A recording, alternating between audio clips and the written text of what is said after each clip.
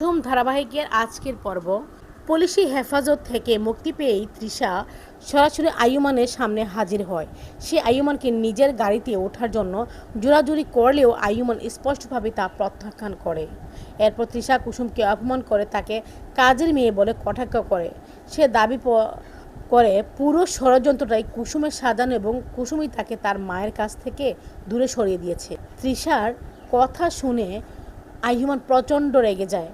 সে স্পষ্ট জানিয়ে দেয় কুসুম সম্পর্কে একটি বাজে কথাও যেন তৃষা আর না বলে, কারণ কুসুম তার স্ত্রী আর তার নখের যোগ্য তৃষা নয়। তৃষা তখন হুমকি দিয়ে বলে এ লড়াই এখানেই শেষ নয়, সে কোনোভাবেই কুসুমকে ছাড়বে না।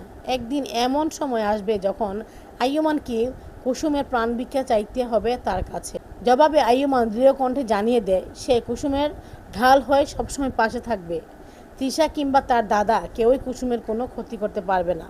অন্যদিকে মন্দিরে কুসুমকে দেবমার সামনে নীরবে প্রার্থনা করতে দেখা যায়, যদিও সে জানে দেবমা এখন তার উপর অভিমান করে আছেন এবং মুখ পর্যন্ত দেখতে চান না। তবুও কুসুম বিশ্বাস করে দেবমা রাগ করেননি, শুধু অভিমান করেছেন। তাই সামনে দাঁড়িয়ে ক্ষমা চাইতে না পারলেও মন থেকে প্রতিদিন তার আশীর্বাদ প্রার্থনা করবে। এ সময় ঠাম্মা কুসুমকে সাহস দিয়ে বলে আয়ুমান তাকে মন থেকে ভালোবাসে এবং বিশ্বাস করে, তাই পৃথিবীর কোনো শক্তি তাদের আলাদা করতে পারবে না। এরপর দেখা যায় আয়ুমান একের পর এক কোম্পানিতে চাকরি ইন্টারভিউ দিতে গেলেও প্রতিবারই ব্যর্থ হয়ে ফিরে আসে।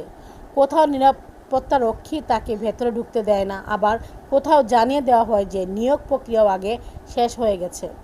পরে এক